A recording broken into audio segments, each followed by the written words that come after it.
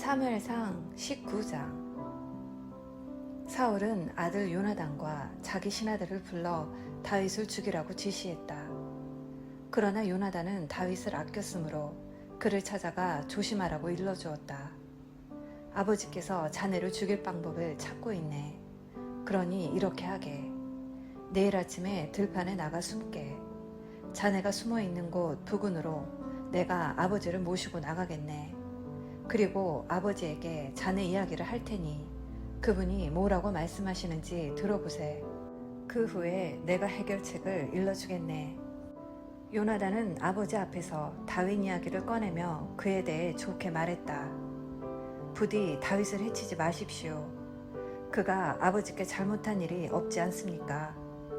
지금까지 그가 행한 좋은 일들을 봐주십시오. 그는 목숨을 걸고 블레셋 사람을 죽였습니다. 그날 하나님께서 이스라엘에 얼마나 큰 승리를 주셨습니까? 아버지도 그 자리에 계셨습니다. 아버지도 보시고서 일어나 다른 모든 사람과 함께 손뼉을 치며 기뻐하셨습니다. 그런데 어째서 아무 이유도 없이 다윗을 죽여 무고한 사람에게 죄를 범할 생각을 하십니까? 사울이 요나단의 말을 듣고 말했다. 너의 말이 옳다. 하나님께서 살아계심을 두고 맹세하는데 다윗은 살 것이다. 죽임을 당하지 않을 것이다. 요나단이 사람을 보내 다윗을 불러서 그 말을 모두 전했다. 그리고 다윗을 다시 사울에게 데려갔다. 모든 것이 전과 같아졌다.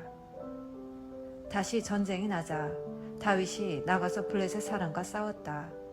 그는 블레셋을 쳐서 크게 이겼고 그들은 필사적으로 도망쳤다. 그런데 하나님께서 보내신 어둡고 우울한 기운이 사울을 덮쳐 그를 사로잡았다. 그때 사울은 손에 창을 들고 왕궁에 앉아 있었고 다윗은 음악을 연주하고 있었다. 갑자기 사울이 다윗에게 창을 꽂으려 했으나 다윗이 피했다. 창은 벽에 박혔고 다윗은 도망쳤다. 밤에 일어난 일이었다. 사울은 다윗의 집으로 사람들을 보내어 그의 집을 잘 감시하고 있다가 날이 밝는 대로 그를 죽이라고 시켰다. 그러나 다윗의 아내 미갈이 그에게 사태를 알렸다. 서두르세요. 이 밤에 몸을 피하지 않으면 내일 아침 죽게 됩니다. 미갈은 창문으로 다윗을 내보냈고 다윗은 무사히 도망쳤다. 그런 다음 미갈은 가짜 신상을 가져다가 침대에 뉘어놓고는 그 머리에 염소털 가발을 씌우고 이불을 덮었다. 사울의 부하들이 다윗을 잡으러 오자 미갈이 말했다. 그이는 지금 아파서 누워있어요. 사울이 부하들을 다시 보내며 지시했다. 침상째로 그를 데려오거라. 내가 직접 그를 죽이겠다. 부하들이 방에 들어가 보니 침대에는 염소털 가발을 쓴 가짜 신상밖에 없었다. 사울은 미갈에게 불같이 화를 냈다. 너가 어찌 이처럼 나를 속일 수가 있느냐. 너가 내 원수와 한편이 되는 바람에 그자가 도망쳤다. 미갈이 말했다. 그가 저를 위협했습니다. 내가 빠져나갈 수 있게 돕지 않으면 너를 죽이겠다고 협박했습니다. 다윗은 무사히 도망쳐 라마에 있는 사무엘에게 가서 그동안 사울이 자기에게 한 일을 모두 말했다. 그와 사무엘은 나요스로 물러나 숨어 지냈다. 다윗이 라마의 나요스에 있다는 소식이 사울의 귀에 들어갔다. 그는 다윗을 잡으려고 곧바로 부하들을 보냈다. 그들이 보니 한 무리의 예언자들이 사무엘의 인도 아래 예언을 하고 있었다. 그런데 갑자기 하나님의 영이 사울의 부하들에게도 임하여 그들이 예언자들과 함께 큰 소리로 마구 고함을 질렀다. 그 소식을 보고받은 사울은 부하들을 더 보냈다. 그러자 그들도 곧 예언을 하게 되었다. 사울은 세 번째로 부하들을 보냈는데 그들도 분별 없이 고함을 질러댔다. 참다 못해 사울이 직접 라마로 갔다. 그는 세구에 있는 큰 우물에 이르러 물었다. 사무엘과 다윗이 어디 있느냐? 지나가던 사람이 말했다. 저기 라마의 나요스에 있습니다. 사울이 라마의 나요스로 향하자 하나님의 영이 그에게도 임했다. 나요새 이르기까지 그는 넋을 잃고 중얼거렸다. 옷을 벗고 그곳에 누워 하루 동안 밤낮으로 사무엘 앞에서 뜻모른 말을 늘어놓았다.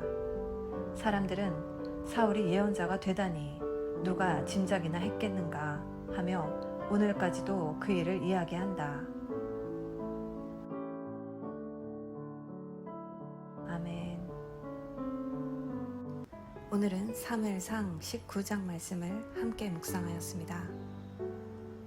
급기야 사울은 요나단과 모든 신하에게 다윗을 죽이라고 명령합니다. 다윗은 순식간에 국가의 영웅에서 사울이 그토록 죽이고 싶어하는 원수가 되었습니다.